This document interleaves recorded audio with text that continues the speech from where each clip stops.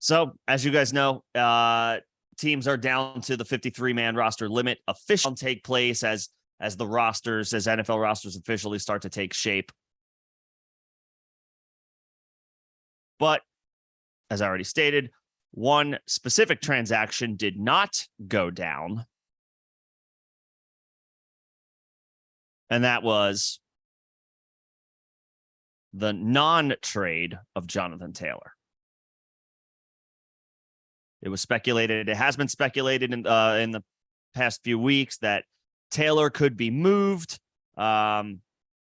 He requested a trade about a month ago. Last week, the Colts pretty much granted his request to seek a trade, gave him until today to find a potential partner that they could do business with. They ultimately weren't happy with any potential returns. As a result, they keep him. And they leave him on the PUP list, so he's going to miss the first 4 weeks of the season.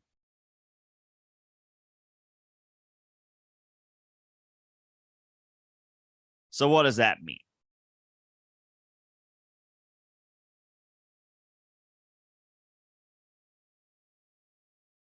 Well, first of all, as someone who drafted Jonathan Taylor a good amount in the second round of best ball drafts, that's looking like a miss. He could still play this year, make no mistake. He's motivated to play, to get off of his rookie deal, to officially wrap that up so that he can hit free agency if a team that tries to acquire him doesn't sign him to an extension that he feels comfortable with.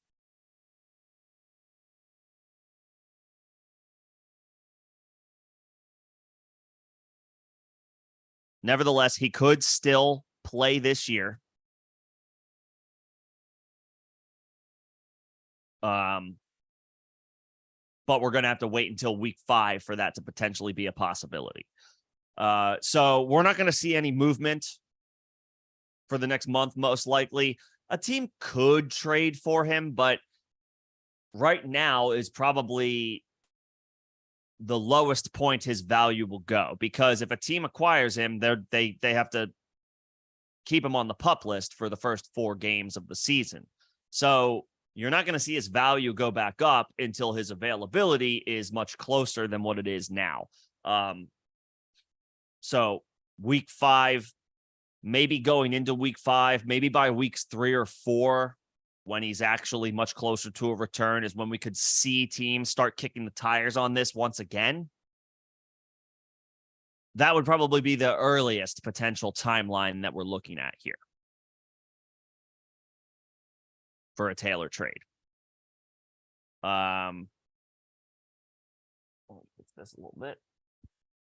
So it's going to be status quo for a little while. He could still play. I think he has to report technically, if he wants this year of his rookie contract to toll, to officially count, he has to play starting by, I believe it's week 11. I think that is the rule, according to the CBA. He has to play by week 11.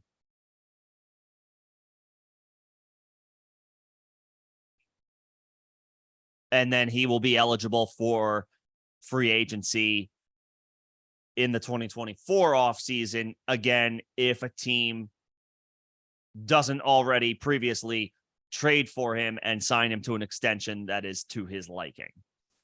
He's still just 24. Wasn't too long ago when he was a first-team All-Pro and widely considered the best running back in the NFL, at least as far as a dynasty perspective. And even in redraft last year, he was the consensus 101 for most people. So we're less than a year removed, even now, even still, from Taylor being considered to be at the top of his profession. You have to imagine that there are going to be numerous teams interested in his services once they know definitively that the ankle is okay, that he's ready to go, and by week 5, he's ready to contribute. the fact that conversations were being had as recently as a couple of hours ago would indicate that teams feel comfortable with his availability for this season. It's just that a trade didn't materialize now at this particular moment in time. So the earliest we'll see Jonathan Taylor is week 5.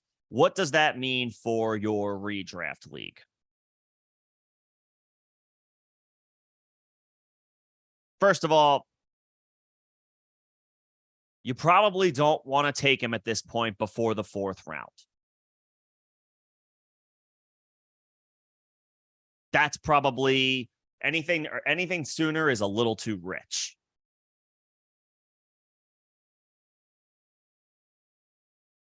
Right? You're not going to get great. You're not going to get a great return on investment if you take him in the 3rd round or sooner. If you already drafted, if you took him in the 3rd round, that's going to hurt for a little while. You're going to have to find other ways to hold it down in hopes that he comes back the first month of the season.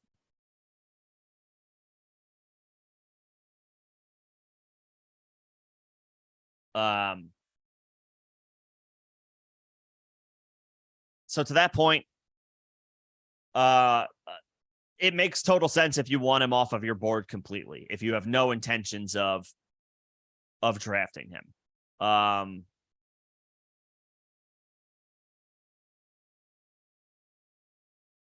Because there is a lot of uncertainty surrounding him right now.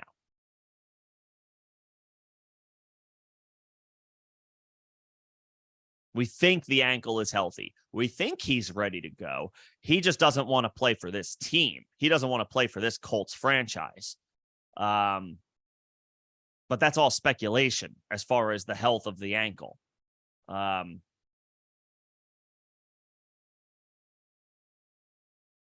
You can't draft him in the 3rd round. You probably shouldn't draft him in the 4th round. I would say by the 4-5 turn, late 4th round to the 4-5 turn. That is a fair roll of the dice. I think that is a decent spot to take the gamble. Yes, you're going to be eating the first month of the season, but if he gets traded, and I think at this point the Colts are motivated to make that happen, because now they have the luxury of going into the season, letting things play out. If a team picks up a significant injury to their backfield, which we know for better or worse is likely going to happen because that's just the nature of the position, they can sit and wait until the actual trade deadline. Remember, today was just a self-imposed deadline because Taylor, they had to make a decision as to whether or not he could be removed from the PUP list. They were never going to do that. The onus would have had to have been on the other team, the team acquiring Jonathan Taylor, to activate him off the PUP list. And it felt like it was becoming clear in a couple, like in the waning hours leading up to the 4 p.m. deadline. You know, the team acquiring him, not only do they trade for him, they need to get him into the building. They need to perform a physical. They need to see how the ankle is doing. You know, by the time it hit, I don't know, noon, in the noon to 2 p.m. range, it felt like, okay, there's too many hurdles for a potential buyer to have to clear to feel good about acquiring him today.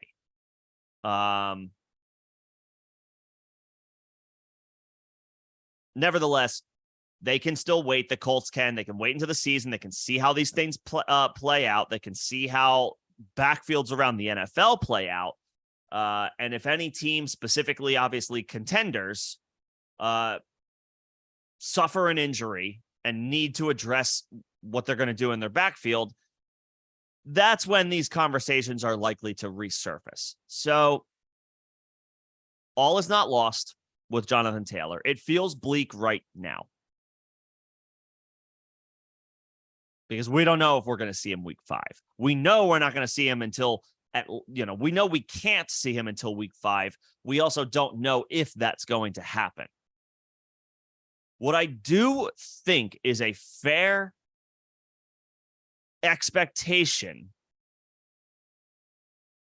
is that we will see Jonathan Taylor at some point this season, which I know is vague, but what I'm getting at when I say that is I don't think he should be completely removed from your redraft draft board if you haven't drafted yet.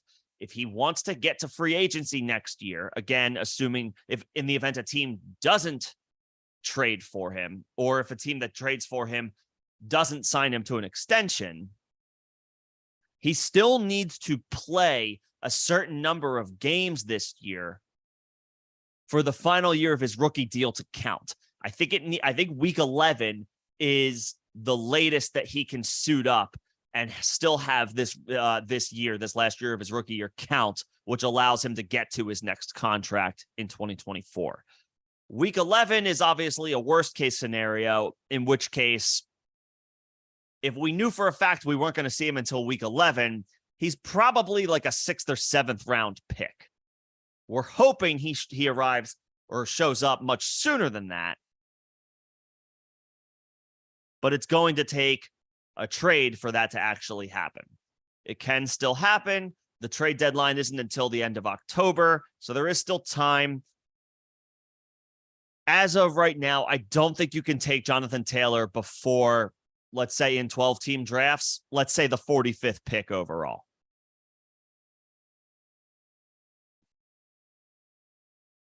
Anything earlier is probably too risky at this point.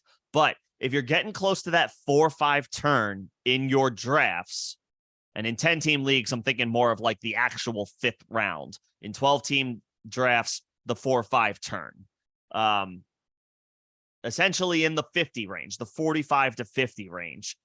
That's where I think it's okay to take a chance on Jonathan Taylor. That's where I think it's okay to take a roll of the dice, because he needs to play this year if he wants to get to free agency, if he wants to get to that second contract.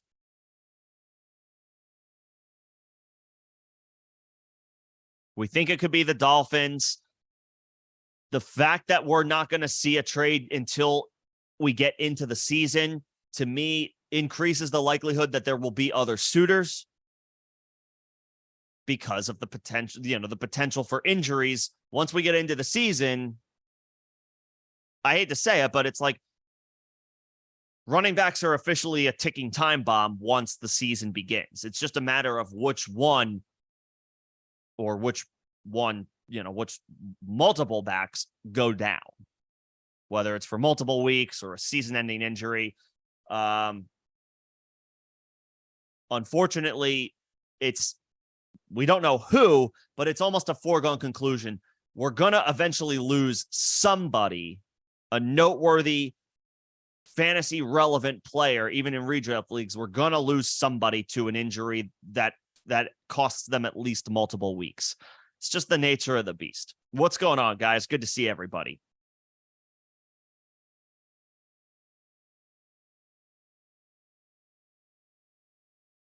So there could be more suitors. This does open up the realm of possibility that Taylor has more than just potentially Miami gunning for him when we're actually closer to, that week 5 range when he's going to be eligible to come off the PUP list.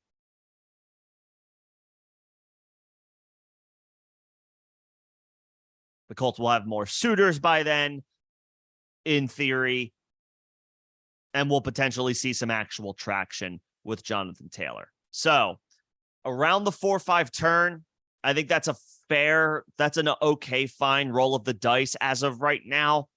I wouldn't take him in the first 3 rounds. And if I have an early 4th round pick, I'll just take Joe Mixon or Travis Etienne or Najee Harris or Breece Hall. Those guys might go in the 3rd round in redraft leagues. They're more of 4th round picks in best ball, but those are the names that kind of protect you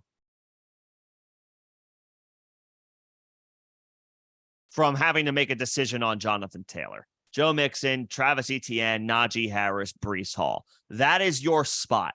If you need a running back in that range, late third, mid to late third to early fourth round, if you need a running back, all of those guys should be taken over Jonathan Taylor because we expect these guys to play week 1.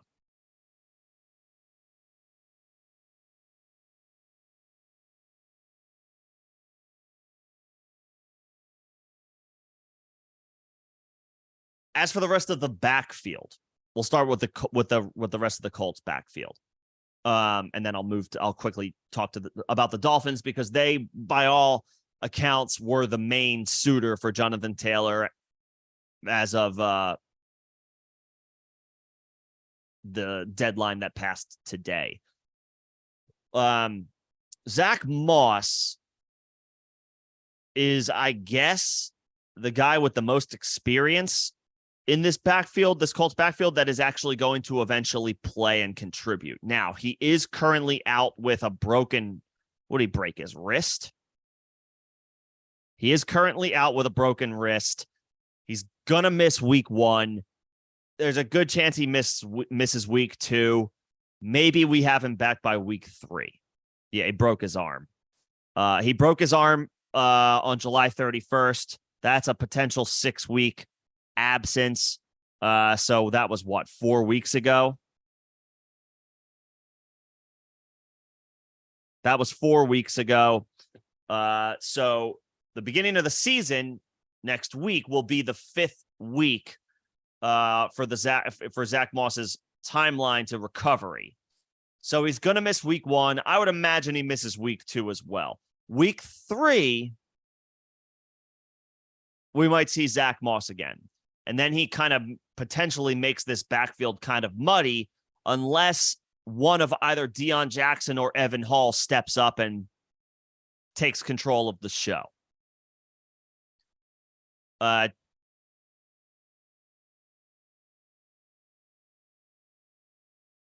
Deion Jackson, I think he averaged around 3.5 yards per carry last year. Bad Colts offense, kind of hard to hold that against him. Kind of hard to hold the production from any Colt last year against any Colt because the quarterback play was really bad.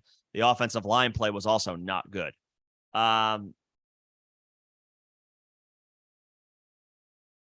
they did draft Evan Hall in the 5th round this year. Deion Jackson is a former UDFA.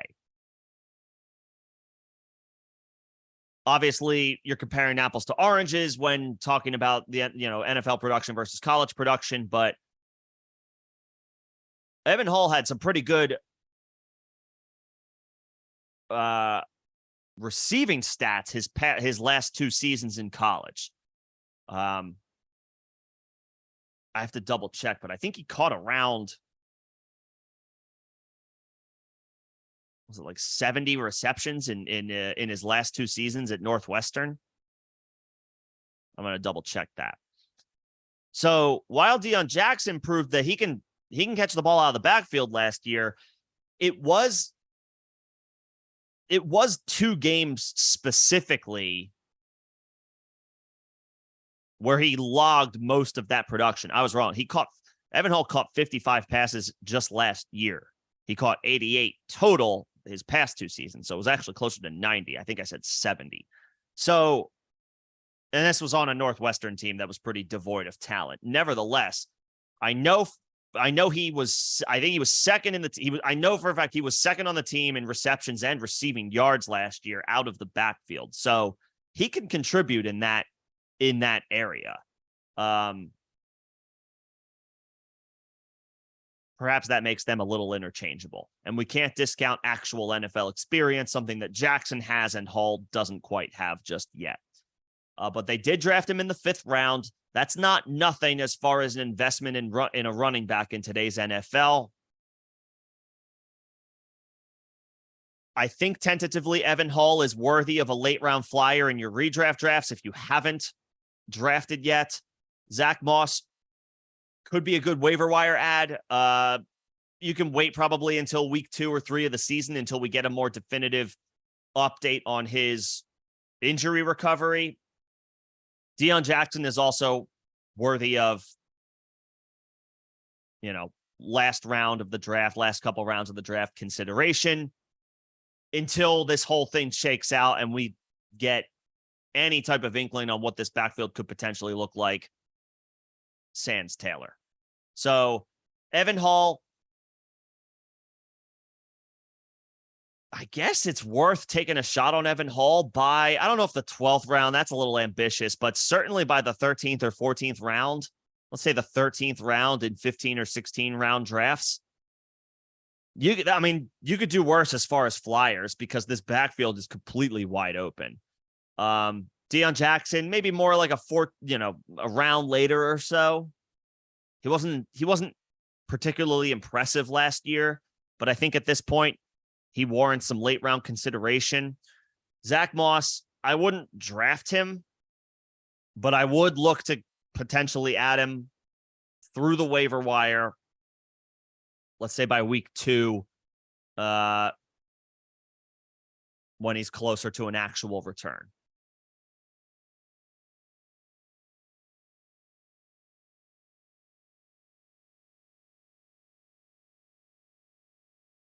And Alex, you took him round 4. Okay. So,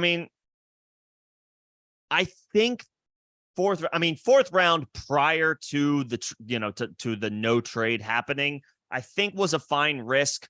I still think the 4-5 turn is a fine roll of the dice in 12-team leagues. In 10-team, I would prefer to see him fall to the 5th round, like that 50 ADP range, because he could still be traded before the actual deadline. Yeah, that's Jaws. That's correct. Yeah, he could still be traded. I talked about that a short while ago. It's not dead that a transaction could still take place. A team could still acquire Jonathan Taylor. It's gonna take some extra time because teams are not going to be as quick to try to make a move, knowing that for the first month of the season, they're not going to have him. And the Colts can afford to wait now from the perspective of seeing if there are additional suitors into the season as a result of any potential injuries to the backfield, to any one backfield, especially a contending team. 4th round, prior to today, that was a fine roll of the dice. In a 10-team league, I do think I would rather see him fall to the 5th round. But all in all, the 4-5 turn, I do still think is a fine roll of the dice for Taylor because he has to play this year if he wants his final season of his rookie deal to count, to toll, to allow him to get to free agency next year if a team that potentially acquires him in a trade doesn't just outright sign him to an extension. So it feels gross right now. It feels bleak, but I do think Jonathan Taylor is still worth a roll of the dice if you're able to wait 45 to 50 picks into the draft to get him. Somebody may take him sooner. At this point, I say let them go for it. I was bullish on Jonathan Taylor earlier in the offseason. This development, it's hard to say was completely expected. Now, at this point, I think we got to wait 45 to 50 picks into any type of redraft format before we can consider him. Evan Hall, let's call him a 12th-ish, 13th round-ish roll of the dice. Deion Jackson, maybe a round later. And then Zach Moss, I would say, worthy of waiver wire consideration by week 2. When we get a more definitive update on his recovery from his broken arm. As for the Dolphins backfield, just to touch on them, just because they were the main reported suitor for Taylor's services, we're still looking at some combination of Raheem Mostert, Jeff Wilson, Devon Achane. Achane suffered a shoulder injury in the preseason. He was reported week to week. When was that update shared?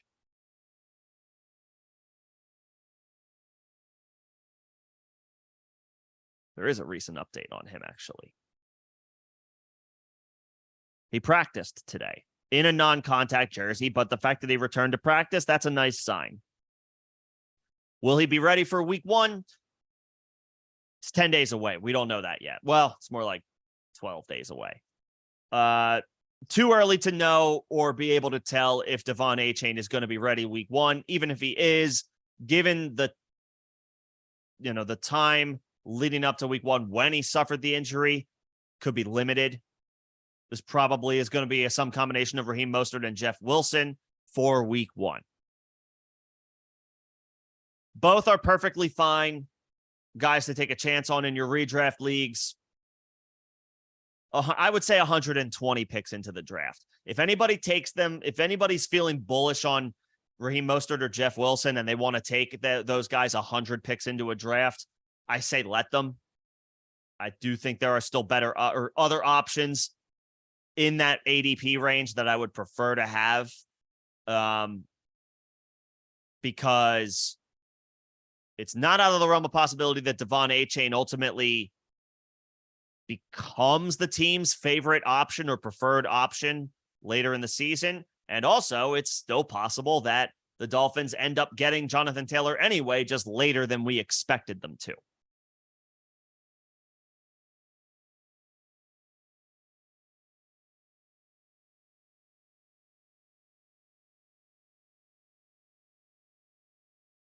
So 120 picks into a draft, sure.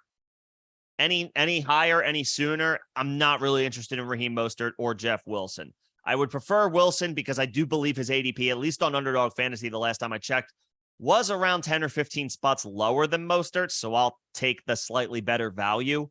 But I'm not reaching too far down to grab those guys just because it's looking like those guys will probably lead the backfield at least for week 1, maybe go as far as to say as the first month of the season or so, because I do think Achane could still eventually usurp both of those guys if they don't, in fact, acquire Taylor, which still remains a possibility.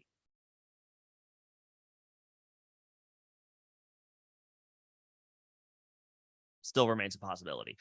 And Johnny, as far as you've Connor and Walker, okay. I mean, that's fine for now. Like, see what happens week 1. You are going to be holding out hope that Taylor comes back by week 5, though, and that you can just tread water until then. Charbonnet is perfectly fine to have as some depth. Gainwell is a deep bench stash in redraft leagues.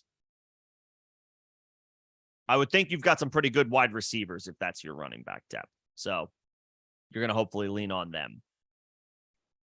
As far as Alex dropping any of those names for either Tyler Algier or the Colts guys, I mean,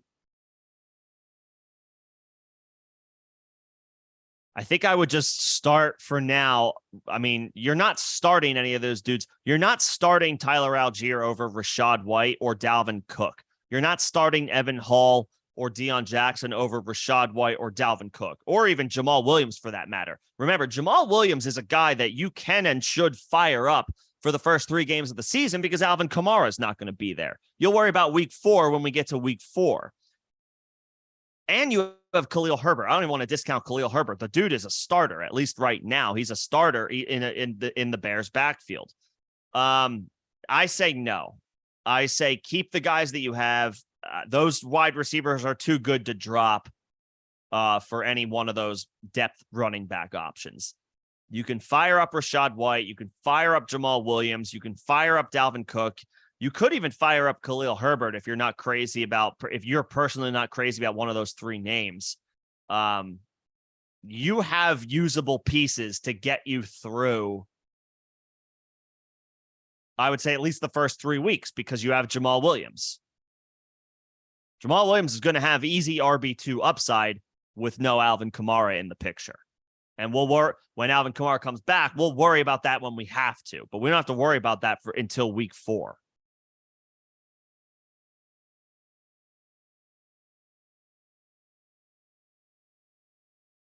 I think you're fine think you're fine where you're at. If you have, I mean, this goes for everybody. If you've got established dudes, guys that you drafted with confidence, 120 picks in, 110, 115, 120 picks in, don't drop those guys just because Evan Hull might lead the backfield in snaps week 1. And he might not. It could be Deion Jackson. That's the thing. This is a true unknown committee right now. Evan Hull could be solid week 1. Evan Hull could do nothing week 1 because Deion Jackson ends up being the guy that they lean on as the third-year player to get them through at least the first week of the season. You have much more established guys that you can lean on.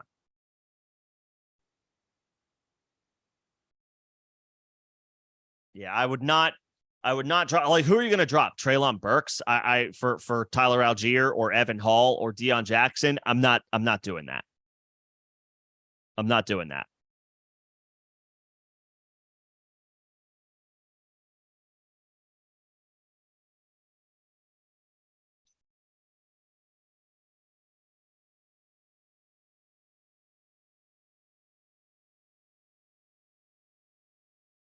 And then again, with the Dolphins backfield, Mostert and Jeff Wilson are in deeper leagues worthy of flex consideration. 12-team, 14-team, certainly 14-team leagues, but 12-team leagues. Mostert and Wilson are worthy of flex consideration for week 1, at least as of right now. Let's monitor Devon Achane. He returned to practice today. It wasn't a non-contact situation. He was wearing the non-contact jersey, so they're going to ramp him up slowly. Fair to wonder if he has any type of role whatsoever week 1. But Richie Rich, good to see you, Richie. But I'm not dropping him. I'm not dropping Devon Achane for the Colts guys. I'm not doing that. This situation is twofold now. We have to remember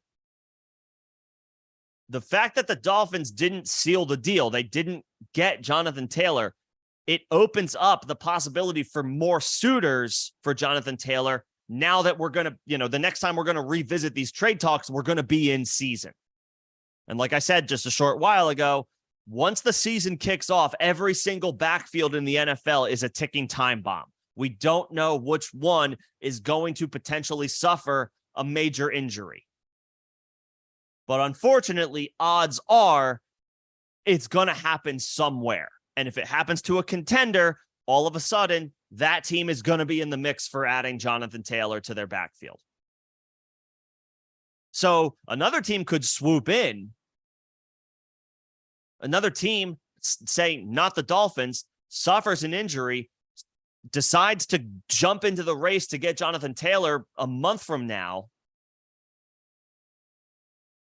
If that scenario plays out and you have Devon Achane on your roster, you do not want to drop him for some short-term satisfaction, let's call it, that you got a guy who might start for the Colts, which objectively is not going to be as good of an offense as Miami's will be. If you have Devon Achane, he is a hold. Mostert and Jeff Wilson are, as of right now, flexible options for deeper leagues, 12-team, certainly 14-team leagues, but even 12-team leagues as well. Mostert and Jeff Wilson have flex appeal for week 1. But the long play, the guy I think who is the ceiling play, who has the most upside in this backfield, at least as of right now, is Devon Achane. I'll pick up Evan Hall for Devon Achane when I know definitively that Jonathan Taylor is on his way to Miami. Right now, that's not the case.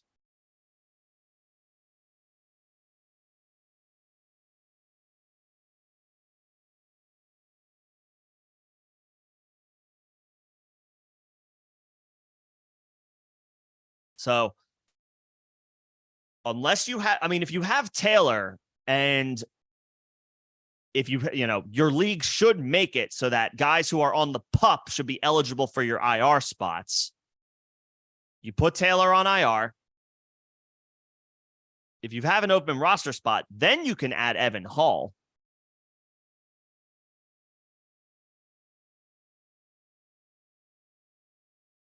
Otherwise, let's not, drop anybody that you drafted, say in the 12th or 13th round, or a 10th or 11th round, for an unknown in a backfield that honestly might not produce that much anyway, given how much we expect Anthony Richardson to run himself this year.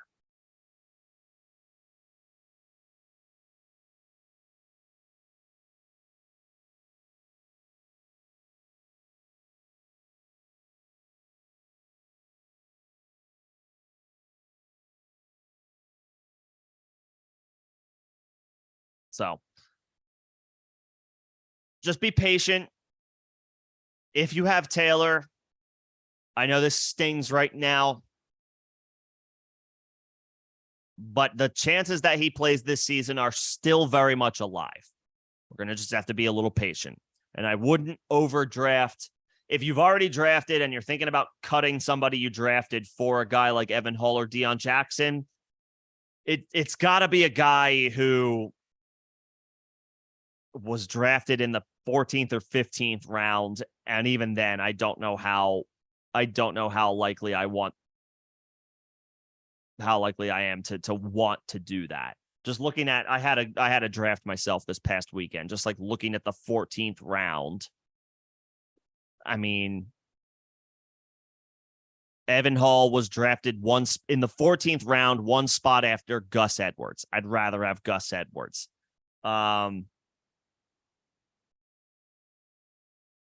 Some other guys, like just looking at some other depth running back guys. Kendre Miller, I'd rather have Kendre Miller. Tajay Spears, I'd rather have Tajay Spears. Zeke Elliott, I'm not crazy about Zeke Elliott, but I'll take I mean, he might just fall into the end zone a couple of times this year, but I'll take a chance on him. Devin Singletary, I'd rather have Singletary. Donta Foreman, I'd rather have Donta Foreman. Now, if you have a guy like Chuba Hubbard on your team, sure, I'm okay taking a shot on Evan Hall over Chuba Hubbard. Unless you have Miles Sanders. If you handcuffed Miles Sanders with Chuba Hubbard, okay, fine. Go ahead and take a chance on Evan Hall. Zamir White, yeah, sure. Take Evan Hall. Ty Chandler, okay, fine. Take a shot on Evan Hall.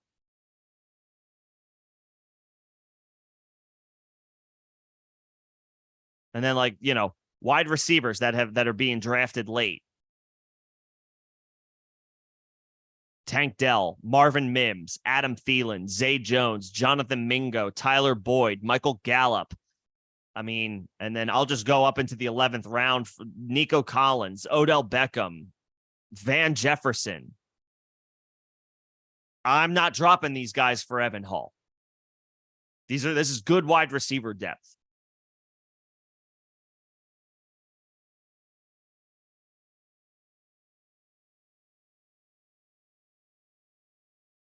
That I don't want to give up.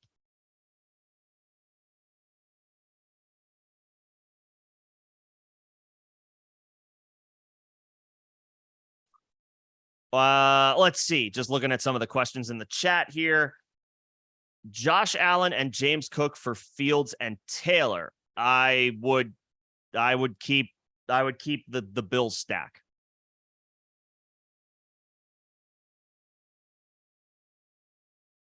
I would keep the Bills stack. I know that traditionally with Josh Allen as the Bills quarterback, Buffalo running backs are difficult to predict, difficult to trust, and guys that have traditionally have inconsistent fantasy production and output. I think James Cook has a chance to buck that trend. They spent didn't they spend a second round pick on him last year?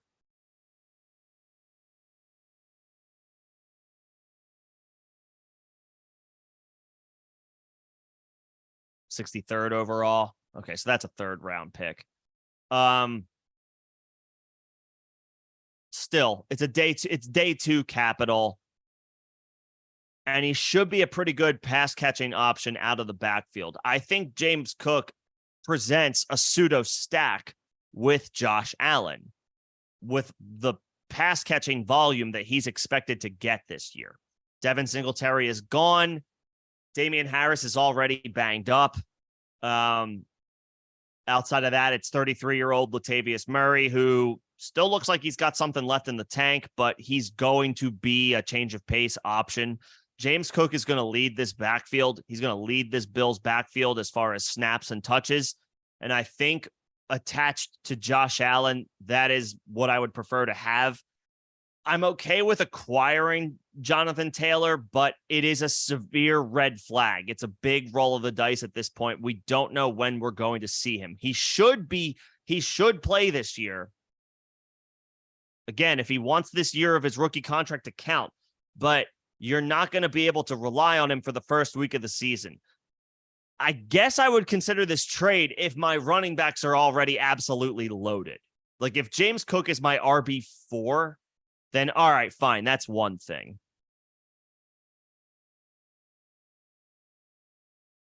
If James Cook is your RB4 behind, I don't know, say like either Nick Chubb or Saquon, and then, you know, you could maybe in that situation, you went RB heavy and you got either Derrick Henry or Josh Jacobs in the second round.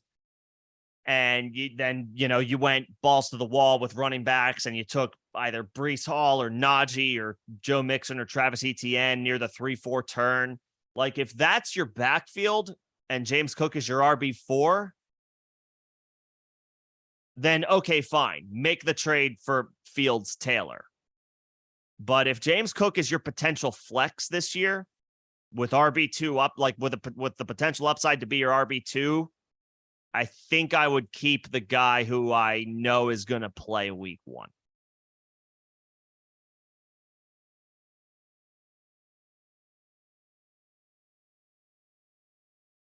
I would keep that stack intact. I know it's not a traditional stack, but James Cook is going to be the pass catching running back out of the Bills backfield. I would keep that unless James Cook is like your RB4 and your first 3 running back options are, you have 1 or 2 elite choices to fire up and a really good, RB3 that would be an RB2 for most other teams. If your backfield is loaded, sure, take a gamble on Taylor. If you need James Cook for the start of the season, he's your flex. Maybe he's even your RB2 if you went wide receiver heavy. Then hang on to him. Oh, I'm sorry. You literally are right. You literally said Chubb Bijan right underneath. My bad. I'm not. I missed that. That's my fault. So you have Chubb and Bijan. Okay. So I guess to that point, you could pull. Then you could take a chance and pull that off.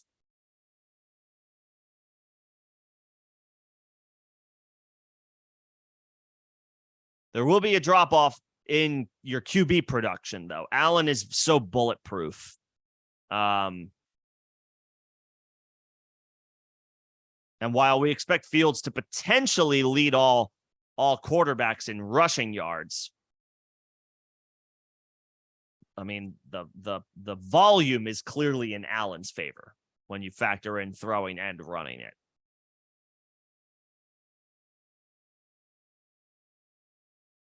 You have the makeup to roll the dice on that Taylor trade with Chubb and Bijan. You have the makeup.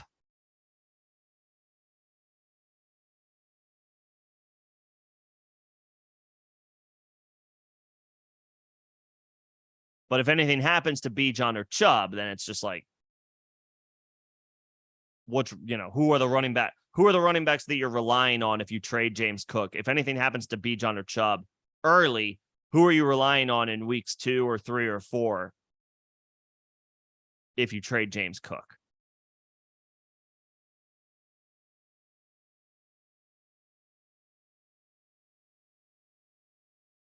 I guess that would be my follow-up question. Patrick, what's going on, man?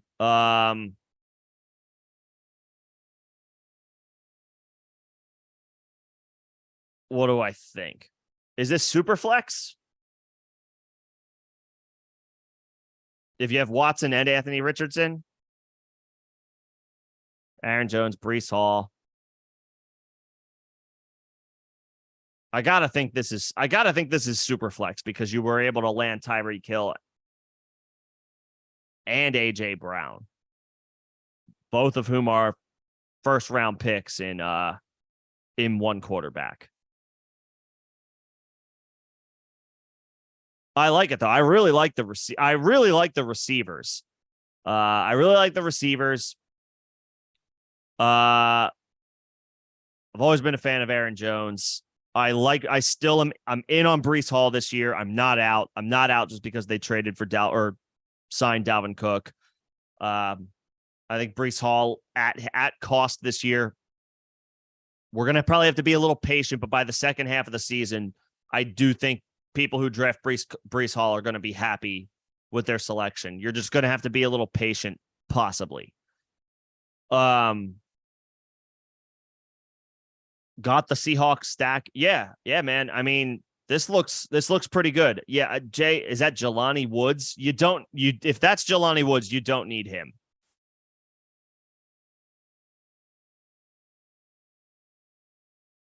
If that's Jelani Woods, you don't need him. You could pick somebody else. And it's not super fun. It's one QB. Okay.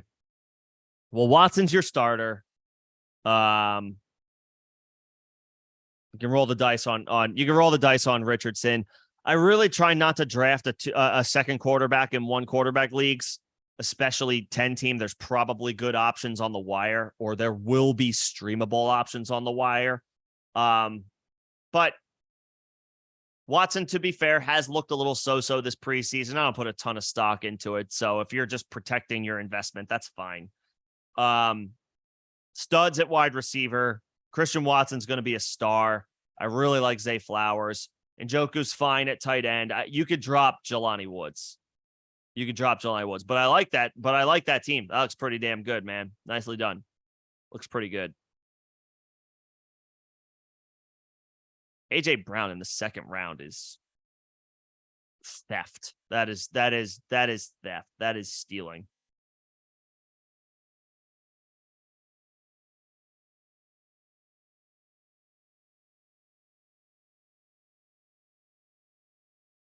Nicely done. Yeah, I like that team. Looks good. Wide receiver depth is strong. Running back depth is there. Yeah, I like it.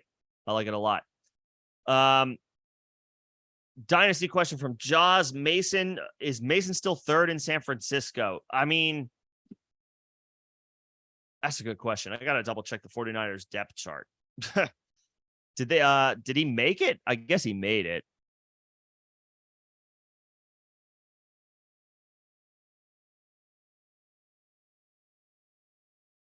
I do recall, Jaws, I do remember one of the beat reporters saying, take this with a grain of salt. Like, honestly, I don't know how significant this is, but apparently Tyrion Davis-Price has looked good this year or in camp.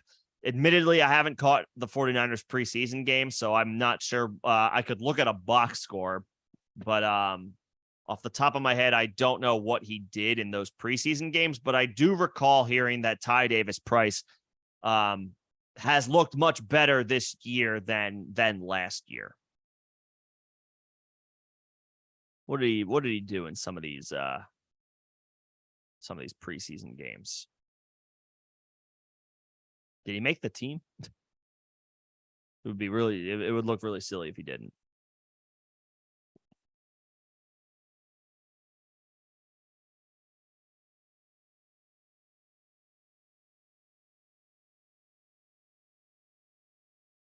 Just taking a look at what the 49ers most recent game against the Chargers. Okay, yeah, he had 10 carries for 61 yards. I mean, pretty good output.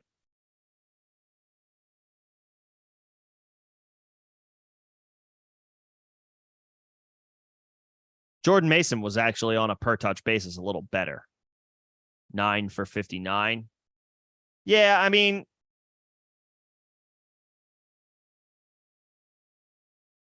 I wouldn't be putting too much stock in, Jordan Mason versus Ty Davis Price. They're not far from backup duties, just because Elijah Mitchell has had a really difficult time staying healthy, unfortunately. But they, of course, traded premium resources for Christian McCaffrey last year. I know I don't need to tell you guys that he remains one of the best running backs in the NFL, and that'll stay as is for at least 2 or 3 more seasons. Yeah, Jordan Mason's listed 3rd on the depth chart, but I believe they spent a 3rd round pick last year on Ty Davis Price. Did they not? I'm pretty sure there was a 3rd round pick. It was one of those where I think at first a lot of people were like, they took that guy in the 3rd round. I think that's where they took him. Yeah, they took him in the 3rd round. 93rd overall. So that's the end of the 3rd round, but still, a day 2 pick is a day 2 pick, no matter how you slice it. I got to imagine they want to get him a little bit more involved, given the draft capital that they invested.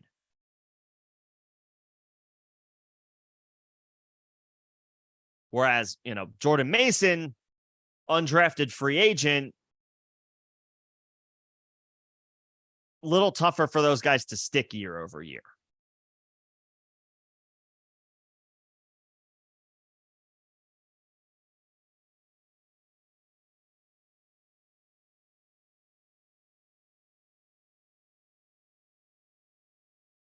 To that point, Mason, limited opportunities last year, but he did pretty good on a per touch basis. I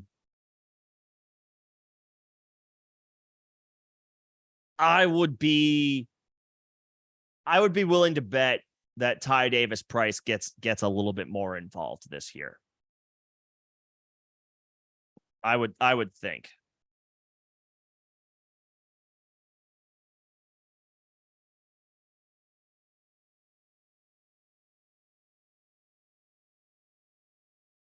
So you can hold on to Jordan Mason if you have him. If there's no clear guy to add on waivers, then sure.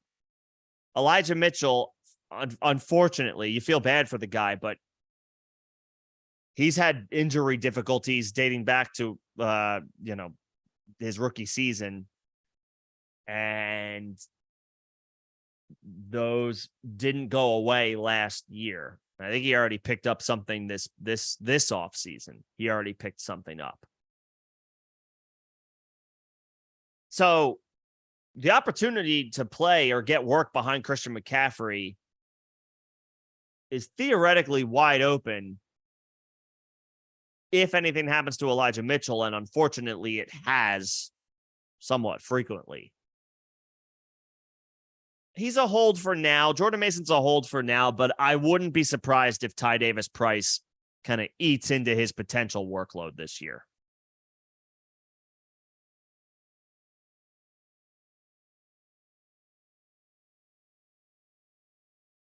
I wouldn't be surprised.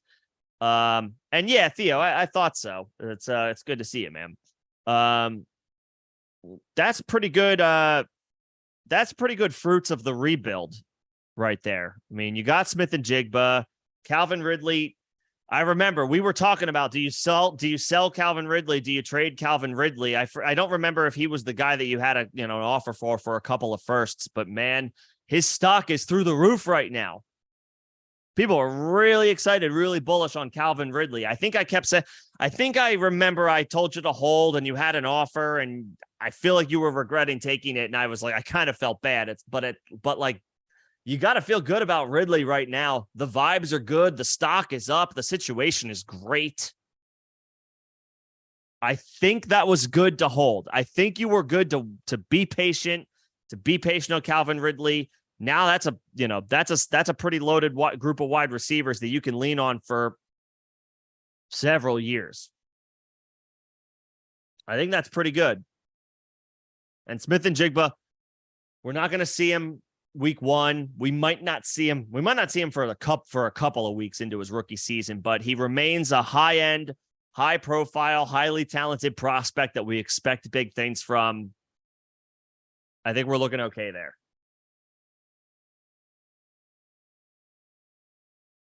That's a good collection of wide receivers there. The running backs, yeah, I mean, we just need Taylor to come back. And he will. He will play. It feels, again, I know I've said this a couple times, it feels bleak with Jonathan Taylor right now, but he will play this year if he wants his rookie year to count so that he can get to free agency. And then it's smooth sailing once he's off the Colts.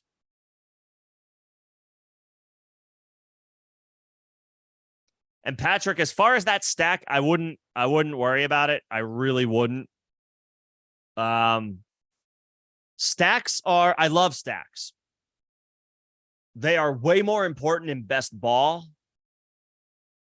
than, having them for the sake of having them in redraft, especially one like that.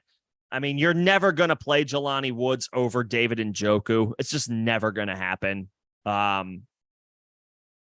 And if anything happens to Njoku, you're going to be working the waiver wire and you're going to be on the phone or, working the phones for potential trade options if you need to pivot to a different tight end. I don't think there's ever going to be a single scenario where you're going to be firing up Jelani Woods, at least not this year. If you want to hang on to him because you just want the stack, then okay. But there might be a running back or two that is out there that's floating out there on the wire that I may prefer to have.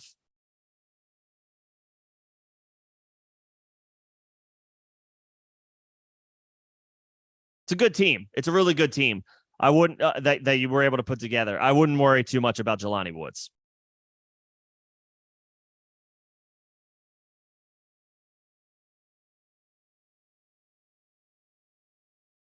Okay, and then for John, Allen Chubb, B. John, Ridley, Godwin, okay, Kittle, Lockett, Judy, Cook, Addison, Freiermuth, Algier, Bigsby, Ertz. I like this team too.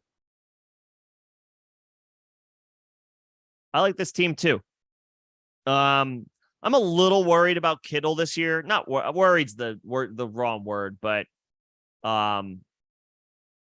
he's going to have to come through with a lot of touchdowns again. I think he had like 11 last year. He's going to have to come through with big touchdown production again, just because there are times where the 49ers just ask him to be a blocker for massive chunks of the game. And obviously that doesn't help us for fantasy purposes.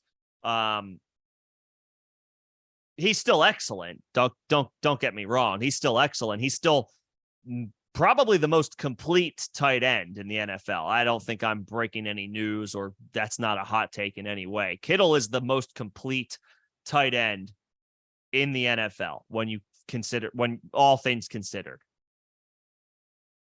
But he's so good at blocking that sometimes he's just not asked to catch the ball. And so that's a detriment to his potential fantasy output. So he's going to have to come through with big touchdown production again for him to pay dividends. Anyway, I do like the makeup of this team, though. It looks pretty good. So as far as potentially adding Taylor,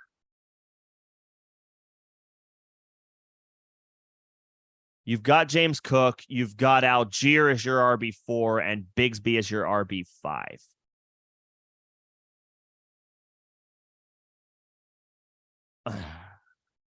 I'm going to say, John, because you already have a guy who's banged up in Judy, who you're not going to have for the first couple weeks of the season, I think all things equal, you roll the dice on Jonathan Taylor. Even now, you draft Jonathan Taylor before you draft James Cook. Like, I don't see too many scenarios where James Cook gets drafted ahead of Jonathan Taylor even now. That being said, you've got a bulletproof quarterback in Josh Allen. You've got his pass-catching running back in James Cook. And you've got horses already in Bijan and Chubb, who you're not worried about for the season.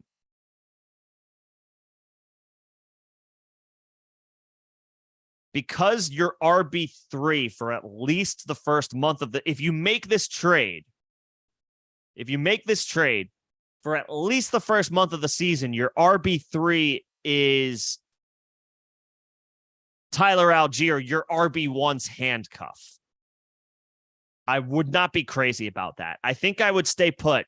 I think I would keep Allen. I would not make that trade. I would keep Allen, and I would keep James Cook.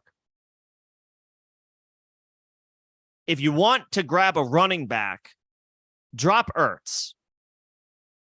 Drop Zach Ertz, because you have Kittle and you have Freiermuth. You do not need a third tight end. To be honest, you don't need a second tight end, but Freiermuth is too good to drop. I would absolutely drop Ertz. The vibes on the Cardinals right now are bad. I don't know who the hell the quarterback is going to be. It's not going to be good regardless. The quarterback play is not going to be good for Arizona this year. You already have Kittle. You already have Freiermuth. Just grab some running back depth by dropping Ertz. I would do that now. I would do that tonight. And then that way you give yourself a little bit more running back depth, a little bit more flexibility, and then you're not handcuffed to like a potential, nuke with Jonathan Taylor, where it's like you just don't know when you're going to be able to get anything out of him. I would keep Allen and James Cook. With this specific situation, with your specific team's build, I would stay put. I would just drop Ertz, add a running back in his place. You can rock with Kittle, hold Freiermuth. You certainly don't need a tight end 3. Whether if Deion Jackson is on the wire, Evan Hull might have been drafted, but if he's still out there, like you just grab one of those guys. Hell, I would go ahead and grab Zach Moss for Zach Ertz. Depending on who's out there. But if there's a running back on the wire, whether it's Ty Chandler, whether it's Jerome Ford, Rico Dowdle, Pierre Strong, I'm just like listing random guys. I mean, I'd rather have those dudes than Zach Ertz.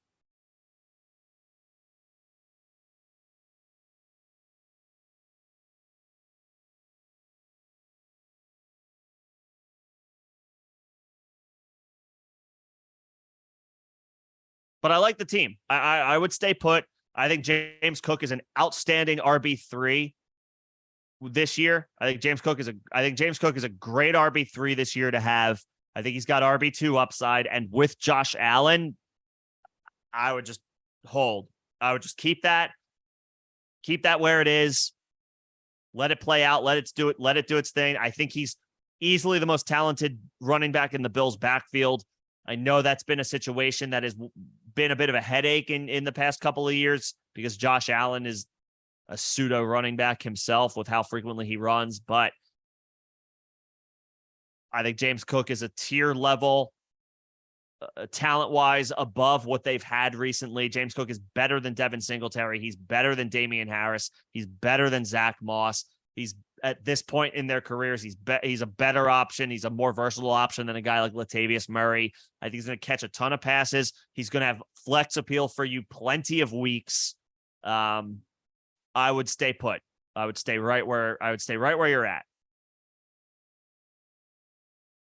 if both of those guys are on the wire, I would go ahead and drop Zach Ertz for Hall. I would roll the dice on Evan. If I had to pick one Colts running back to take a shot on right now, all things equal, I'll take Evan Hall because they invested draft capital in him this year.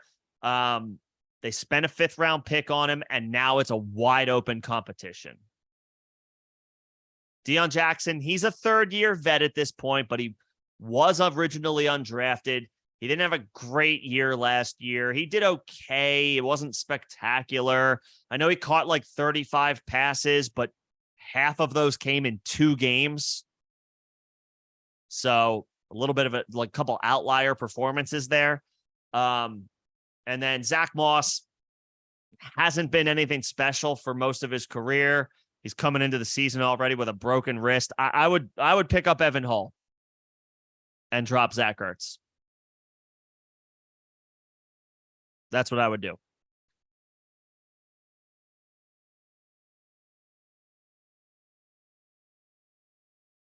That's what I would do. I can talk any bit longer or more about the Jonathan Taylor situation, what it means for the rest of the Colts running backs, for the Dolphins backfield, the team that was most frequently linked to Jonathan Taylor. But I do think I've spoken at length there, on that situation. I do want to quickly touch on Josh Jacobs. I don't think I've had a chance to talk to you guys about Josh Jacobs since he was officially, it was officially reported that he will report to the team. He will sign for he got a slight pay raise. First of all, good for Josh Jacobs. He earned that damn money. He was the best pure running back in football last year. I would take him in the 2nd round. I'll take him in the 2nd round of redraft leagues. That's pretty much all I wanted to say. I know that the Raiders are potentially not going to be good this year, but Jimmy Garoppolo is a good enough stopgap quarterback to keep this offense afloat. Let's call it that. They're not going to be great. They're not going to be very good, but they've got good pieces on this offense with Devontae Adams and now with Josh Jacobs. This offense should be good enough at moving the ball to the point where Josh Jacobs is a 2nd round pick. So if you drafted him in the 3rd round, pat yourself on the back. Crack a beer, celebrate however you need to. Josh Jacobs in the 3rd round was an absolute theft this offseason. At this point now, I would take him in the 2nd round.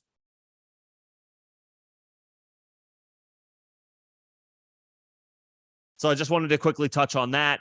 Zamir White is not. I guess I would only draft him if I draft Josh Jacobs in redraft leagues, and I'll take the handcuff. But that's about it.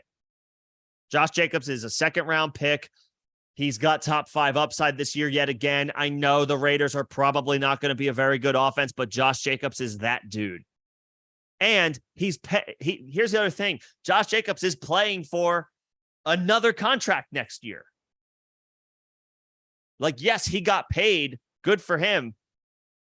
He got his money for this season, but he goes right back to being a free agent next year. Or, well, I guess it's possible that they slap him with some bullshit like the transition tag or whatever that thing is, like a 2nd franchise tag. Nevertheless, Josh Jacobs is going to be playing for more money yet again next year. Draft him in the 2nd round.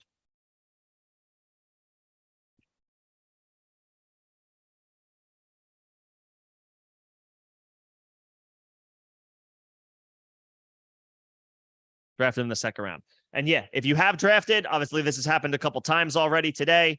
Go ahead. Yeah, you can drop your team in the chat. We can talk shop on them real quick.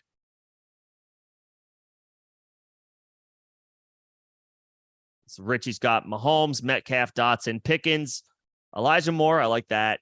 Gibbs, Walker, Kelsey. You got the Kelsey Mahomes stack. Nice. Herbert, Jamal Williams, A-Chain. Yeah, man, this looks good. This is coming together. This came together nicely.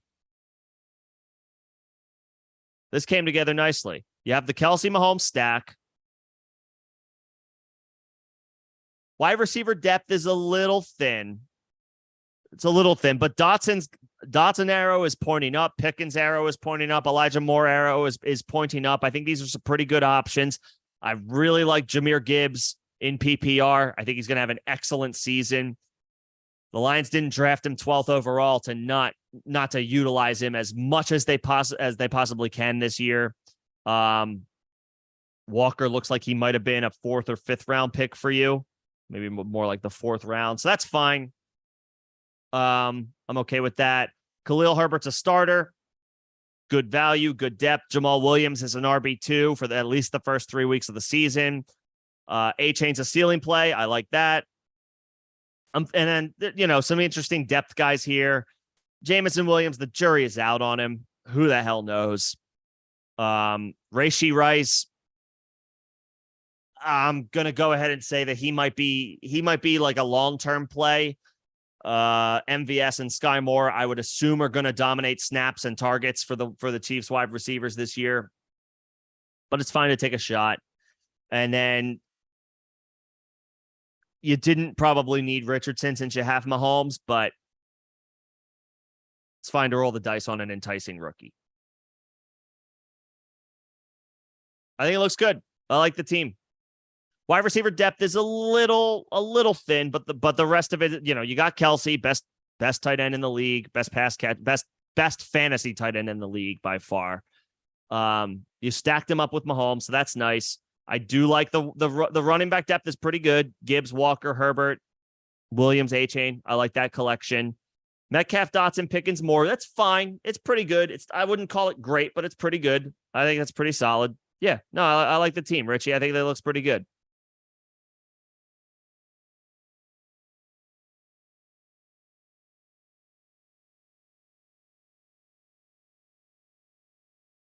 Yeah, I like it.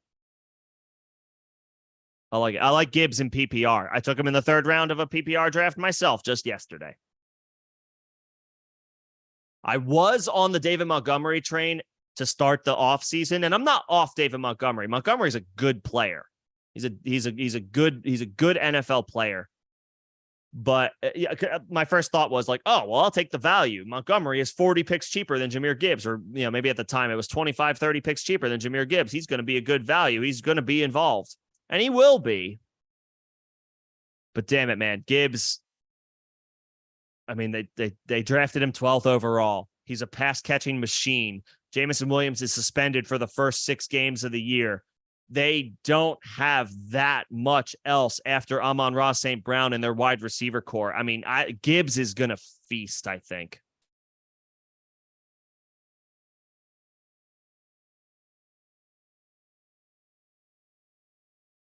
I like Gibbs in the 3rd round. I do.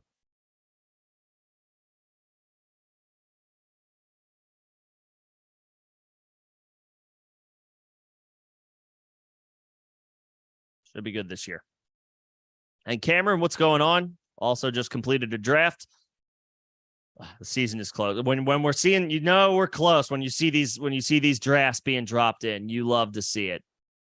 We're 12 days away. We're what? 9 days from kickoff and 12 from the first slate of week 1.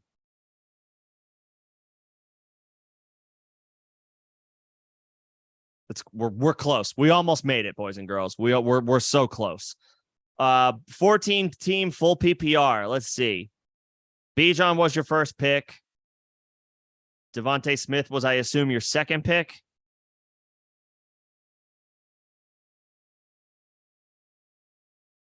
Did it go Burrow potentially 3rd pick, and then maybe like Drake London and then Javonte? Bijan, Javonte Williams, Devontae Smith, Drake London. I like Drake London a lot this year. I know that there are concerns about Desmond Ridder. Like, how good is Desmond Ridder? But I mean, I would counter that with, well, did you see how bad Marcus Mariota was last year? Can't be much worse. And London's outputs in games with Ridder last year was pretty good, including, I think, a 120-yard effort.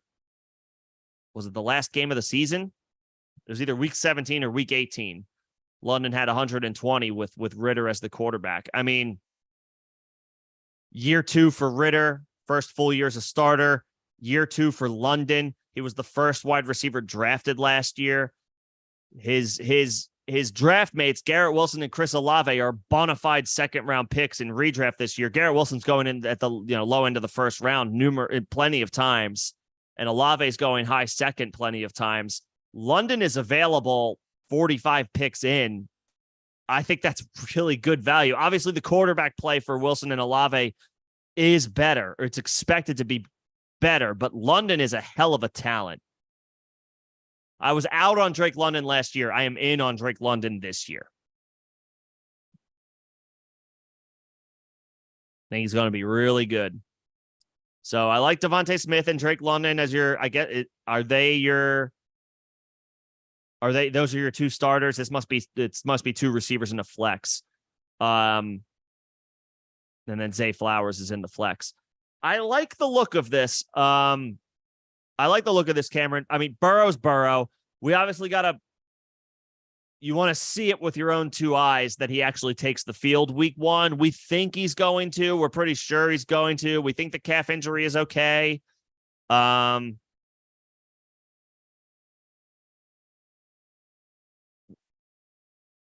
We obviously want to see it play out. We want to see him take the field. But assuming he's healthy, he's a top 5 quarterback. Bijan is my RB2 this year. In full PPR, you could make an argument for Austin Eckler over him, but Bijan's probably going to catch a ton of passes as well. I do have him as my RB2 this year, so there you go. Devontae Smith, I think he had a wide receiver 1 season last year on a per-game basis. Smith and London, really good options. Javonte Williams, the vibes have been spectacular with him. Pretty much since OTAs, the vibes with Javonte have just continued to go up and up and up. We'll see if return to play equals return to form. That's the final test. That's the final question with Javonte Williams. Yes, the practice reports have been spectacular. The recovery, the timeline that he has been on for the recovery for this injury has been nothing short of amazing, all things considered. Super excited for Javonte Williams, super hopeful for him that he can round back into form really quickly. This is the final test. What is Javonte Williams going to look like in actual live game action? Less than a year removed from such a major knee injury. That's the final question. The vibes have been great. I'm excited for Javonte Williams. It seems like he's going to contribute in a big way sooner than later. Maybe not right away. I don't know if we're going to see the Javonte of old week 1, but I do think we're going to see him at some point this season. We might have to be a little patient with him. That's all. I like Dallas Goedert. He's my favorite value tight end this year. Go look at his per game numbers last year. He's a top 5 tight on a per game basis. Dallas Goedert's a top 5 tight end for fantasy. And the Eagles are going to have to throw the ball more this year. They're not winning 14 games, and they're not going to blow opponents out the way that they did last year. The passing volume is going to be there in a way that it wasn't last year, and they were still really efficient throwing the ball. They're going to have to throw the ball more this year. That bodes well for all of the Eagles pass catchers, Devontae Smith and Dallas Goedert. Zay Flowers looks awesome. Looks like we might have a star in the making in Baltimore. I like Elijah Moore. I think he's going to catch a ton of passes out of the slot this year. He's been targeted heavily by Deshaun Watson this preseason. I like Elijah Moore. I like Brian Robinson. I like the running back depth, Cameron. I like Brian Robinson. I don't know if Washington's offense is going to be any good, but Brian Robinson was pretty decent last year, all things considered. The dude got shot in the leg.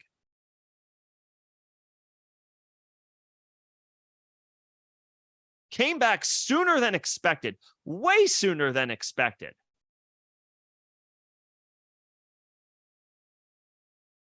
And averaged almost 4 yards per carry, which is not that spectacular, but when you consider the circumstances, that's pretty impressive.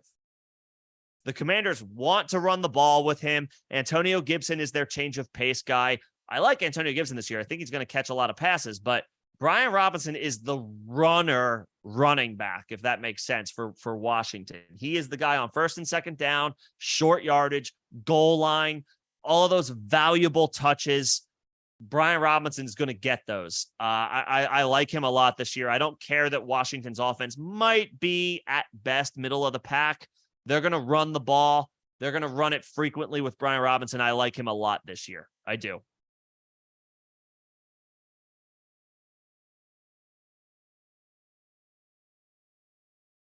And then, Charbonnet, good depth. Jaylen Warren, good depth.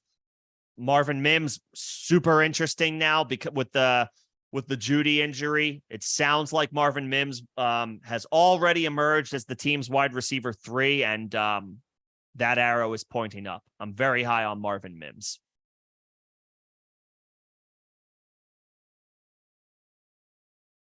There was an early QB run. Okay.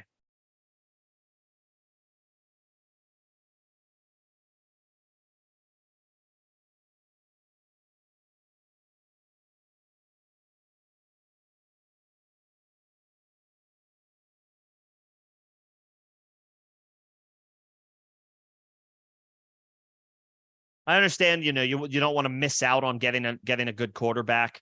I probably would have preferred to wait a little bit and, hopefully try to snag somebody like a Trevor Lawrence a couple rounds later.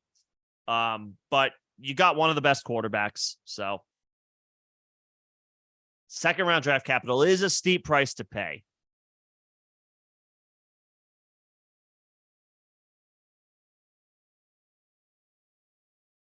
I mean, you have Bijan, so you can kind of rotate your running backs depending on matchup and you can kind of take the hot hand approach for your RB2 behind Bijan. I do like your wide receiver options. I do like Dallas Goedert this year.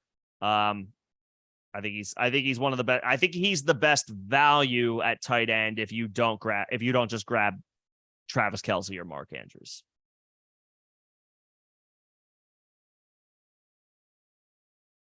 I guess I'd rather have Darren Waller than Dallas Goedert as well. But that's it. At cost, I'd rather have Goddard than TJ Hawkinson. I'd rather have Dallas Goedert than Kyle Pitts. And I'd rather have Dallas Goedert than George Kittle. I would. I think when you factor in ADP, when you factor in cost, just go look at his per game numbers last year. They're very strong.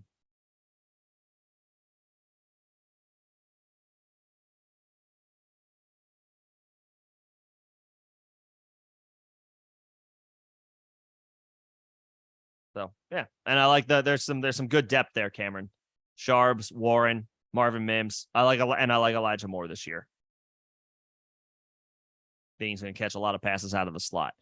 Flash Rider, you have the first pick in your draft. Well, congratulations on that. That's you can just take Justin Jefferson and sleep like a baby.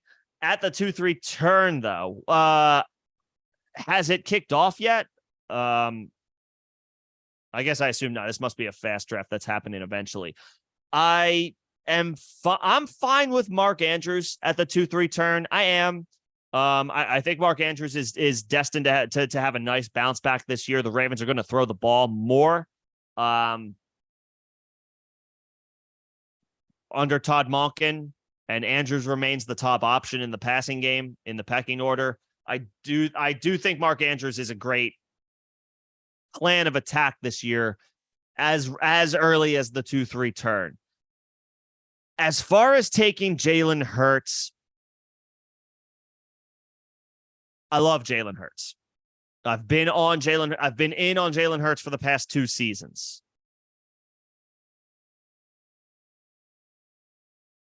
And there's plenty of appeal with him this year. There's plenty of appeal. He's going to continue to run.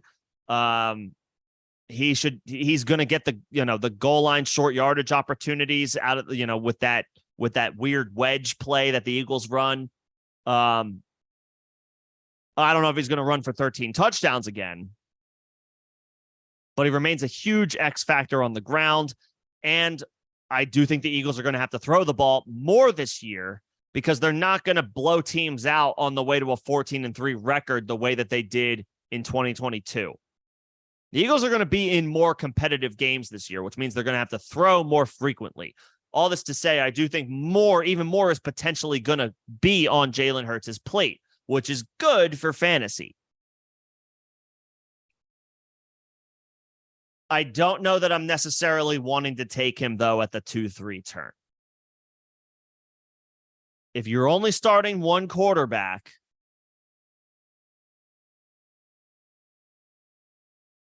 like all you got to do, you could just wait until the 4th or 5th round, or maybe the 5-6 turn. If you're fortunate, might be more like the 4-5 turn. And you could get either Justin Herbert or Trevor Lawrence. And no, obviously they don't come with anywhere near the rushing upside that Hurts does, but you're getting dudes with significant passing upside several rounds later, and that frees up that spot, that second round pick, to take a stud running back or wide receiver. Like, I don't know, just like if Josh Jacobs is, he might not be there. Maybe he goes at this point. Josh Jacobs or Jalen Hurts, I'm taking Josh Jacobs. Derrick Henry or Jalen Hurts, I'm taking Derrick Henry. I see Chris Olave. I'm taking Chris Olave over Jalen Hurts.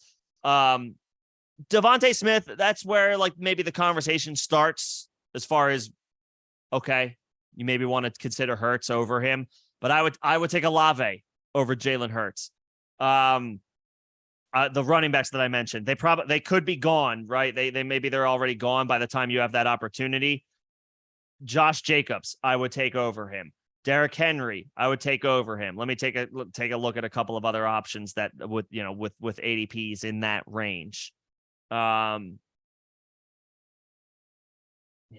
held Jalen Waddle. I would take Jalen Waddle. I might consider Calvin Ridley over Jalen Hurts. The vibes for Calvin Ridley are excellent right now.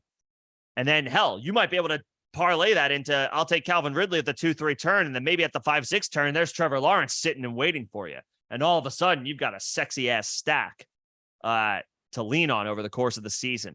I love Jalen Hurts. If y'all have followed me at all, not to pump myself up too much, but I pounded the table for Jalen Hurts a couple of years ago. I called him a top 5 option at the position. I think he finished as like the QB6, so I was just off. I've been a big Jalen Hurts guy. He's going to have another great season, but he's expensive as hell in one quarterback leagues.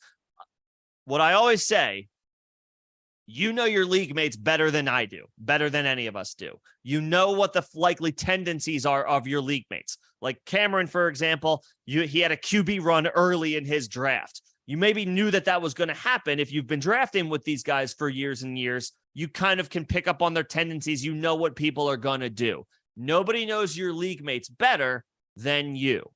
Do you think there's going to be a million quarterbacks taken in the first 40 picks? Are Mahomes, Hurts, Allen, Lamar, Fields, Burrow, and Herbert, are they all going to be gone 40 picks into your draft? Because you know that's how your draft or your league mates draft. If they're all going to be gone, okay, there's a little bit more of an argument for you to pay the premium and take a quarterback at the 2-3 turn. But if you think that there may, like, some of those guys will go, but some of them will be available 20, 30 picks later, I would wait. And I would take a Chris Olave. I would take a Jalen Waddle, a Calvin Ridley. If they're there, a Josh Jacobs or a Derrick Henry. Get yourself a couple of studs. You're already getting the best wide receiver 101, but you could get another bona fide top flight wide receiver, especially if you start 3. That's the other thing. Do you start 3 receivers or do you start 2? If you start 2 receivers, okay. Again, maybe a little bit more of an argument for an upper echelon quarterback sooner rather than later. If you start 3 and you can start your draft with something like Justin Jefferson, Chris Olave, Mark Andrews, that sounds pretty damn good to me. Justin Jefferson, Calvin Ridley, Mark Andrews, get Trevor Lawrence 25, 30 picks later. That sounds pretty damn good to me. So I would say, think about the tendencies of your league mates. How have these drafts gone in the past? Are people going to take quarterback super early? Okay, fine. You got an argument to take a quarterback a little bit earlier. Do you think you can wait based on how long your league mates will wait? Get a stud position play, get a stud running back or wide receiver instead. And I'm perfectly fine with Mark Andrews at the 2-3 turn. I think he's going to have an excellent season. I do.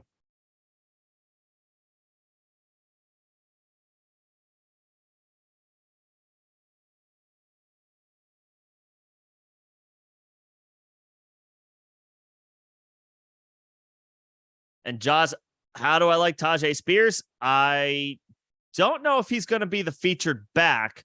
What's Derek? I mean, I can't imagine that the Titans let Derrick Henry do anything other than just retire with them. What is Derrick Henry's contract?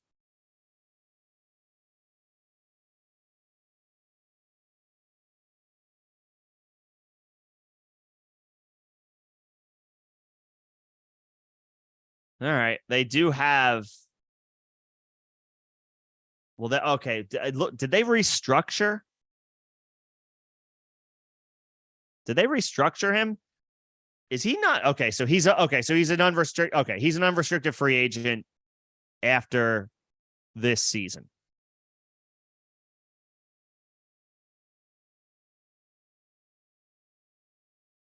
I'm not willing to today go there with declaring Tajay Spears a feature back next year. Heavily involved, heavily in the mix, probably a massive, massive part of a committee if they don't bring Derrick Henry back. Yes, absolutely. Considering how much Tennessee likes to run the football, if they don't bring Derrick Henry back, I wouldn't be surprised to see a team like that spend a premium resource, whether it's a draft pick or more dollars, on another running back that they envision contributing right away.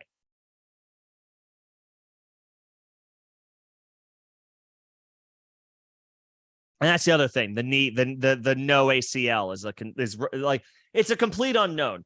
Maybe Spears has a 7-year career, 8-year career, which is spectacular for any running back, where he's given you high upside RB3, low end RB2 production. And he's just like a rock solid dude that gets the job done year in, year out. Top 24 at the position 4 or 5 times. Maybe he's that. Maybe that no ACL in his knee makes him go the way of, he's out of the league in 4 years. It's impossible to predict that right now. But it is a concern. I will say to that point, I don't think, given that we know what we know now about Tajay Spears and the fact that he doesn't have an ACL in his knee, I can't imagine that the Titans would ask him to be their dude, to be that bell cow where they give him a Derrick Henry workload any given season. Even 70% of a Derrick Henry workload, which is still a crazy amount of work. If they don't bring Derrick Henry back at a reduced cost, I have to imagine a team like the Tennessee Titans, where running the football has been their bread and butter. I would think if it's not Derrick Henry, they spend another premium resource next year on a running back. And they go committee with that player and Tajay Spears. Or if not a premium draft pick, a free agent signing. I like Tajay Spears. Tajay Spears looks like he's going to be as long as the no ACL thing is not a problem for him, he looks like he's going to be a rock solid contributor for at least several seasons. And we hope it's longer. But because he does not literally he has no ACL in his knee, it's going to be difficult to speculate that they ever ask him to be the dude, their bell cow. If they do that, we're looking at a 3-year career potentially for Tajay Spears. And I don't necessarily know that they want to run him into the ground that quickly. if they can bring him along with limited touches or efficient touches, they'll extend his career. They'll have him for longer, hopefully 4, 5, 6 seasons. I would have to imagine that they bring somebody else in if and whenever they move on from Derrick Henry.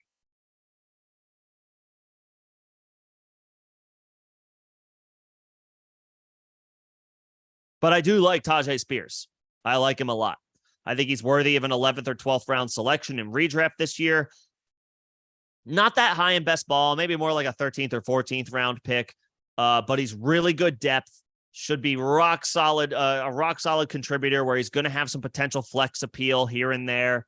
And if anything happens to Henry, he's going to have RB2 upside. But I don't think we can expect, like, I wouldn't put this on him where in 2024, Tajay Spears takes over the Titans backfield. I don't think that's the situation we're looking at.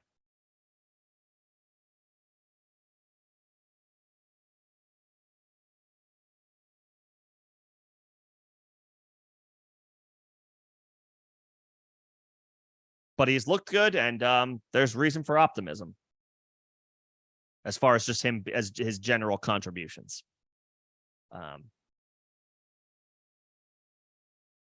Flash, glad to hear. Hopefully that helped. Yeah, for anybody who hasn't drafted yet, y'all know your league mates. You know your league mates better than we do. Plan accordingly based on that. And you'll be all right. You'll be good to go. We have reached the end of the questions. I can hang around for a bit longer if there are any other questions or if anybody wants me to take a look at anything specifically. We can run this back on Thursday. That'll officially be the 1 week countdown to the start of the season when the Chiefs host the Lions at Arrowhead. And then we got the week 1 slate. Keep in mind, I will begin adding in live streams on Saturdays and Sundays, starting not this weekend, but next weekend. Saturday, 6 p.m. Eastern, start, sit, help. Sunday, 8 a.m. Eastern, right before the slate. 11 a.m. Eastern, not 8 a.m. Eastern. 11 a.m. Eastern on Sunday morning. Start, sit, help. I will be here. You can drop your start, sit questions in the chat. I will get to as many of them as I possibly can. Members do get the priority. I will answer member questions first out of order, but I will eventually get to everybody. That is something that I make a point to do. Speaking of memberships, if you are interested in becoming a member of this channel, if you like what you see, if you like what you hear, the videos, the shorts, the live streams, all that good stuff, if you feel so inclined, first link in the description of this stream and all of my videos. Get a couple extra perks if you do join as a channel member, if you feel so inclined. I was going to start a members league so you could play fantasy football with me. We don't currently have the numbers. We may not hit that before the season, but shameless plug if you feel so inclined. I also have a Discord for anybody not in the Discord. Second link in the description of this stream. Feel free to join that. That one's free to join. Again, like the live streams, I do prioritize the member questions in the Discord first, but eventually I do try to get to questions from anybody if the general crowd in there doesn't get to it before I do. I think it's a pretty fun, good community in there. If you're not involved, if you have Discord, or if you don't and you're thinking about it, we have a channel that you can join. You can drop questions in there at any time.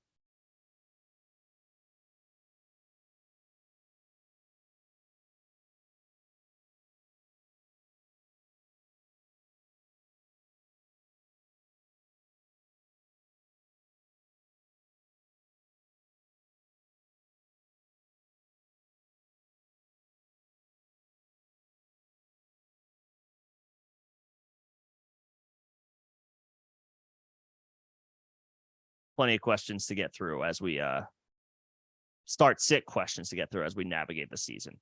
Tuesdays will be Tuesdays will be waiver wire shows, and then general. Obviously, I can do general Q&A as always. I've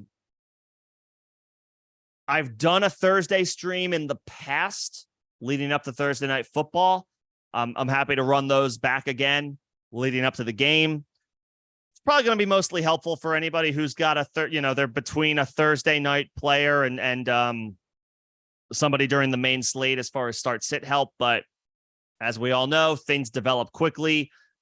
Headlines, developments happen quickly during the season. So I do think more live streams are a little bit more helpful for you guys. You feel free to let me know.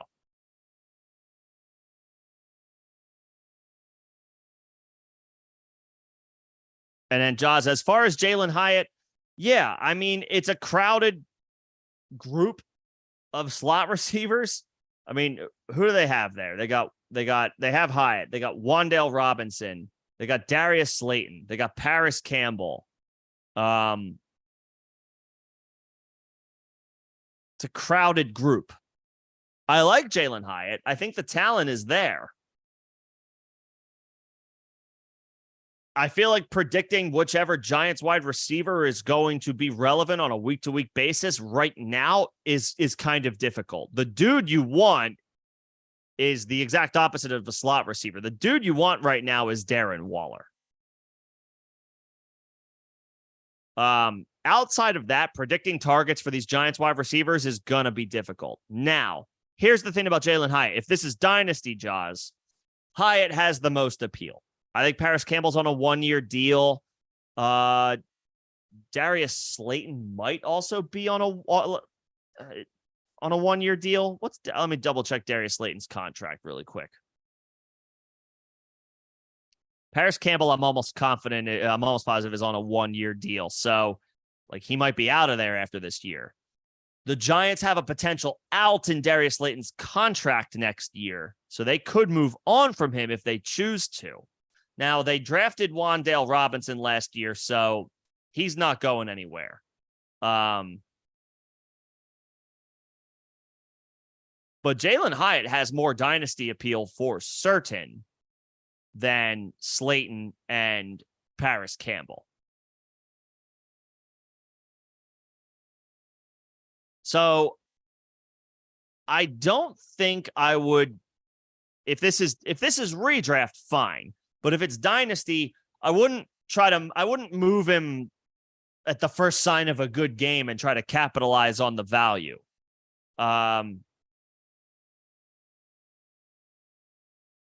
There's a good chance that even more opportunities open up for him starting in 2024.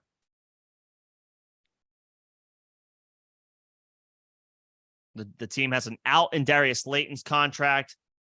And I'll confirm this, but I'm pretty sure they just signed Paris Campbell to a 1-year deal. It looks like it based on these totals. Yeah, it's just a 1-year deal. They're not really paying him much of anything. I would hang on to Hyatt in Dynasty. I would definitely hang on to Hyatt in Dynasty.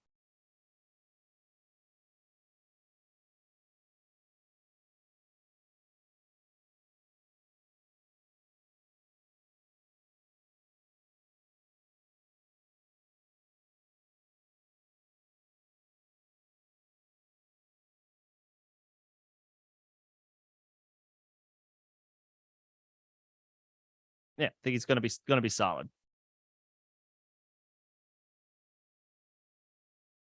think he should be solid. He's got an avenue to more playing time next year. And it's possible he usurps those guys this year. We might have to be a little patient with that. Maybe he's not their dude right away. But it could be a situation where Hyatt is their go-to guy in the second half of the season. And then the arrow is pointing straight up for 2024. When they, in theory, if Hyatt emerges like they hope and that he does and expect him to, Paris Campbell's not going to be retained. And it's possible that they just move on from Darius Slayton too. And then all of a sudden it's the Jalen Hyatt show. So I would hang on. I would hang on to him.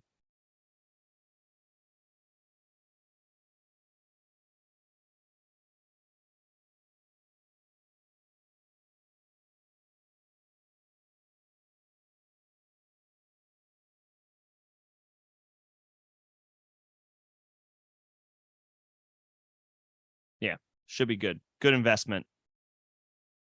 Good long-term investment for Dynasty.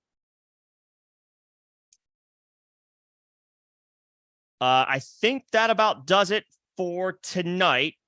Good bit of conversation about Jonathan Taylor to kick things off. The fallout from Jonathan Taylor's not getting moved.